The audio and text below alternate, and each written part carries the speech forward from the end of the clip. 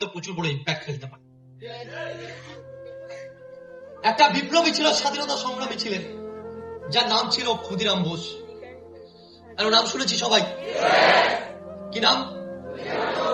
ক্ষুদিরাম বোস। যে ছোটবেলা দিয়ে দেখতো ইংরেজরা আমাদের দেশবাসীর উপর অত্যাচার করছে, আমাদের মা বোনদের উপর অত্যাচার করছে, মা বোনদের তুলে নিয়ে যাচ্ছে, তাদের ইজ্জত নিয়ে খেলছে, ছেলেদের চাবুকের বাড়ি মারছে, গুলি করে দিচ্ছে, যেখানে সেখানে ফাঁসি দিয়ে দিচ্ছে। আর যখনই নিজের মায়ের কাছ দিয়ে এটা শুনতো আর এটা দেখতো, ওর তখন যে মাইস্ত্রা ওই টাইম দিয়ে ওই মানুষটা, ওই বিপ্লবী স্বাধীনতা সংগ্রামী। আমি বড় হয়ে ইংরেজদের গায়ে চাবুকের বাড়িটা ফিরিয়ে দেব, আমি বড় হয়ে ইংরেজদের এই দেশ দিয়ে তাড়াবো। আমার মা বোনদের উপর অত্যাচার করা, এই দেশের উপর অত্যাচার করা, এই মাটির উপর অত্যাচার করা, মানে আমার মায়ের উপর অত্যাচার করা, আমার মা বোনের উপর অত্যাচার করা, এর প্রতিশোধ আমি নেব। আমি এই চাবুকের বাড়ি ইংরেজদের ফিরিয়ে দেব। ক্ষুদিরাম বোস যখন বড় হয়, 15-16 বছর বয়স, ওই বয়সে দাঁড়িয়ে তার মধ্যে দিয়ে খেলাধুলার বয়স, একটা বাচ্চা ছেলে ওই টাইমে দাঁড়িয়ে কি ডিসিশন নেয়, না আমি বিপ্লবী হব, আমি স্বাধীনতা সংগ্রামী হব। ওই মানুষটা তখন চলে যায় একটা বিপ্লবী দলের খবর পেয়ে তাদের কাছে, যে আমি বিপ্লবী হতে চাই, আমি তোমাদের দলে নাম লেখাতে চাই, আমাকে প্লিজ তোমাদের দলে নাও, প্লিজ তোমাদের দলে আমাকে নাও। তখন ওই বিপ্লবী দলের নেতারা বলছে, তোকে দলে নেবো, তুই তো বাচ্চা ছেলে, তোর খেলাধুলা করার বয়স, তুই যা এখান দিয়ে চলে যা। বলছে না, আমাকে দলে নাও। প্রচুর জিদ করার পর তাকে জিজ্ঞাসা করে, কি নাম তোর? বলছে আমার নাম ক্ষুদিরাম বোস। বলছে ওর হাইট, ক্ষুদিরাম বোসের হাইট দেখে বলছে, তুই তো ক্ষুদিরাম বোস না, তুই তো খুদে। খুদে মানে যারা ছোট হয়, এরকম বলে তো খুদে। তো তাকে ইয়ার্কি মেরে মজা করে ওখানে বলছে, তুই তো খুদে, তুই ক্ষুদিরাম না রে, তুই তো খুদে। তো বলছে তোমরা যা কিছু করে নাও, কিন্তু আমাকে দলে নাও, আমি ইংরেজদের বিরুদ্ধে লড়তে চাই। বলছে তোর এটা লড়ার বয়স না। বাচ্চাটা প্রচুর জিদ করে, কিন্তু জিদের সামনে ইংরেজ তখনকার ওই বিপ্লবী দলের নেতারা হার মানে।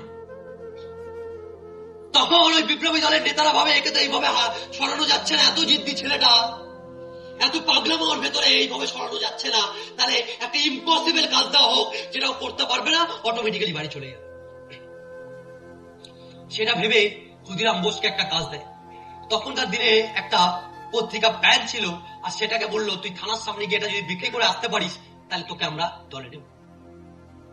বাচ্চা ছেলেটা কিচ্ছু ভাবে না, ওই পত্রিকাগুলো নেয়, থানার সামনে এক এক করে ওই পত্রিকাগুলো সব বিক্রি করতে থাকে।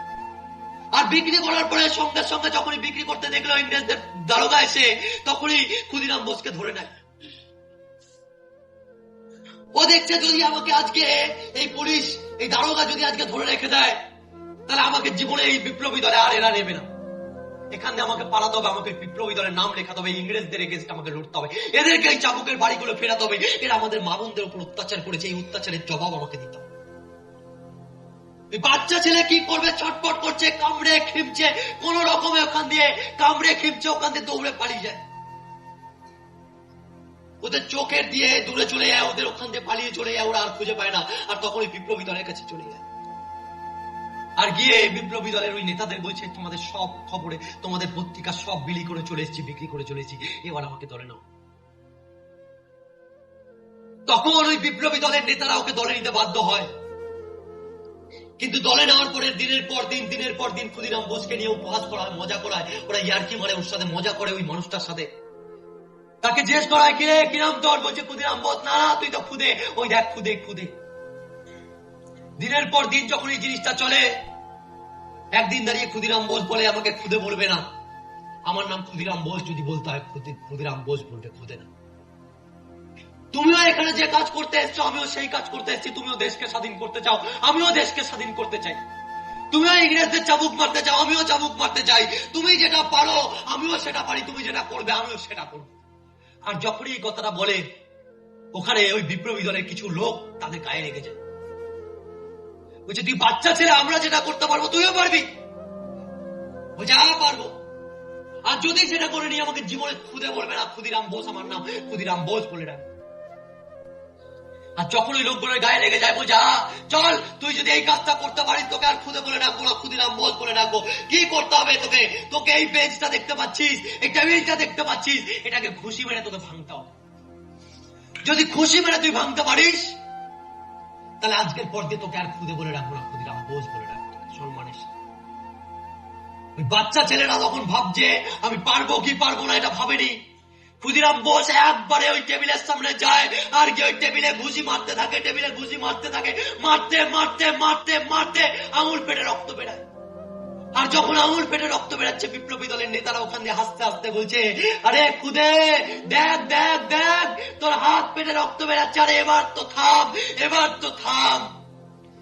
ওই জিদ্দি ছেলেটা হার মারার ছেলে না, ওই জিদ্দি ছেলেটা দাঁড়ানোর ছেলে না, আটকানোর ছেলেটা, যার মধ্যে জুলুন রয়েছে, পাগলপান রয়েছে, আমার মায়ের উপর অত্যাচার হচ্ছে, বোনের উপর অত্যাচার হচ্ছে। এই আঙুল পাঠাটা কোনো ব্যাপার না, এই টেবিল আমাকে পাঠাতে হবে। সঙ্গে সঙ্গে আরো জোরে ঘুষি মারতে থাকে আর মারতে মারতে বিপ্লবী দলের নেতাদের বলে, আঙুল পেটেছি কিনা দেখা তোমার কাজ না, টেবিল পেটেছি কিনা এটা দেখা তোমার কাজ।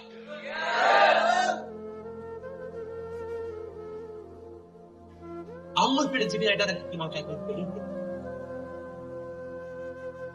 এই টাইপের জিদ্দি মানুষ 16 বছর বয়সে ফাঁসি ছুটতে পারে। এই টাইপের জিদ্দি মানুষটা এই বয়সে দাঁড়িয়ে এদের মধ্যে চিন্তা ভাবনা আছে আমাকে দেশের জন্য কিছু করতে হবে, আরে দেশের জন্য আমার মা বোনদের উপর অত্যাচার হচ্ছে, এই অত্যাচার আমি সহ্য করবো না, এটাকে আমাকে ফিরিয়ে দিতে হবে। তাহলে আজকের দিনে দাঁড়িয়ে আমাদের উপর কত অত্যাচার হচ্ছে একবার আমরা ভেবে দেখেছি? আরে কোথায় আমরা স্বাধীন, কোথায় আমাদের ফ্রিডম? আমাদের ইচ্ছা মতো কি করতে পারি? আরে কোথায় আমাদের ফ্রিডম যেখানে বাবা মা শরীর খারাপ বলে তারা ডক্টর দেখে না? আরে কিসের ফ্রিডম? কোন জায়গার ফ্রিডম? আজকে যদি বাবা মায়ের শরীর খারাপ হয় নিয়ে যাবো ওই সরকারি হসপিটাল যেখানে বেড পাওয়া যায় না, নিয়ে যাবো ওই হসপিটালে যেখানে দাঁড়িয়ে ট্রিটমেন্ট হয় না, বাবা মাকে লাইন দিয়ে দাঁড় করাবো। আর এইবার আমার চোখের সামনে দেখা ওই সরকারি হসপিটালে যখন এক একটা পেশেন্টকে লাইন দিয়ে দাঁড়ায়, ওখানে দাঁড়িয়ে ওই লাইন যারা মেনটেন করে ওর ডান্ডা দিয়ে লাঠি দিয়ে পর্যন্ত মারে। সরকারি হসপিটাল, ওই সরকারি হসপিটালের পেশেন্টকে ফেলে রেখে দেওয়া, ট্রিটমেন্ট হয় না, আর ওখানে পড়ে পড়ে একটা পেশেন্ট মারা যায়। যেখানে বেড পাওয়া যায় না, কুকুর বিড়াল নিচে ফেলে রেখে দেওয়া যায়, যেখানে কুকুর বিড়াল ডিঙিয়ে ডিঙিয়ে যায়, আর ওই জায়গায় আমার বাবা মাকে যদি ফেলে রাখতে হয়, আরে কোথায় স্বাধীনতা? কোথায় স্বাধীনতা? বয়স্ক বাবা মাকে আজকেও যদি কাজ করে খেতে হচ্ছে, কোথায় স্বাধীনতা? আনতে হবে ওই স্বাধীনতা, আনতে হবে ফ্রিডম, আনতে হবে। আরে লাগবে না কয়েকশো কোটি টাকা, লাগবে না বড় বড় গাড়ি, লাগবে না প্রায় পার্সোনাল জেট, কিন্তু এতটা ইনকাম করতে হবে, এতটা কামাতে হবে যাতে নিজের বাবা মাকে বলতে পারি, বাবা আজকের পর দিয়ে তোমাকে আর কাজ করতে হবে না, তোমার ছেলে আছে তোমার সাথে। নিজের মাকে যেন বলতে পারি, মা মা আজকের পর দিয়ে তোমাকে আর কাজ করতে হবে না, তোমার ছেলে আছে, তোমার মেয়ে আছে, যা ইনকাম করা তোমার ছেলে করবে, তোমার মেয়ে করবে। মা মা তোমার আর কোনো চিন্তা নেই, মা তোমাকে আর কাজ করতে আমি দেখতে পারবো না, বাবা তোমাকে এই বয়সে আর কাজ করতে দেখতে পারবো না, তোমার ছেলে তোমার মেয়ে আছে তোমার সাথে, আজকের পর দিয়ে তোমাদের আর কোনো কষ্ট নেই, আজকের পর দিয়ে আর কিচ্ছু করতে হবে না, তোমার ছেলে তোমার মেয়ে তোমাদের সব দায়িত্ব। তাহলে বলতে পারছি কোথায় ফ্রিডম, কোথায় ফ্রিডম, কোথায় স্বাধীনতা? যে বাবা মার ট্রিটমেন্ট বন্ধ ঠিক মতো করাতে পারবো না, তাহলে স্বাধীনতা কোথায় আছে? আরে নিজের স্বাধীনতা কোথায় আছে? যাবো কোনো কোম্পানিতে, সেখানে দাঁড়িয়ে ইয়েস স্যার নো স্যার গুলামি করে চলতে হবে, স্যার যা বলবে তাই শুনতে হবে, সেলস করো, এই করো, টার্গেটে চলো, এত এত এত এত সেল দিতে হবে, তারপরে না দিতে পারলে গালাগাল, চাকরি দিয়ে দাঁড়িয়ে দেবে, আজকে এটা আছে কালকে থাকবে কিনা গ্যারান্টি নেই, আজকে ফ্যামিলি এত আছে 10,000 টাকা ইনকাম, কালকে আরো বাড়বে, তখন কোথায় ফ্রিডম? জীবনে একটা উদ্দেশ্য নিয়ে নাও, ফ্রিডম লাগবে। জীবনে একটা উদ্দেশ্য নিয়ে নাও, আমার বাবা মার ইমোশনের দাম আছে, একটা উদ্দেশ্য নিয়ে নাও, আমার জীবনে আমার স্বপ্ন পূরণ করতে হবে, একটাই জিনিস পরিষ্কার করে নাও, আমার জীবনে সাকসেস দরকার, আমার জীবনে ইন্ডিপেন্ডেন্ট হওয়া দরকার। আজকে বিজনেস করার জায়গা কে দিচ্ছে? স্মার্ট ভ্যালু দিচ্ছে। বুক টুকে যদি কিছু করতে আজকের পথে সাকসেসফুল হওয়ার জায়গা স্মার্ট ভ্যালু ওই জায়গাটা দিচ্ছে। আজকের পর দিয়ে বুক টুকে তাতে দাঁত চেপে যদি পড়ে থাকতে হয়, একটাই জায়গায় সময় দেবো, কোথায় দেবো? Smart value, smart value, smart value.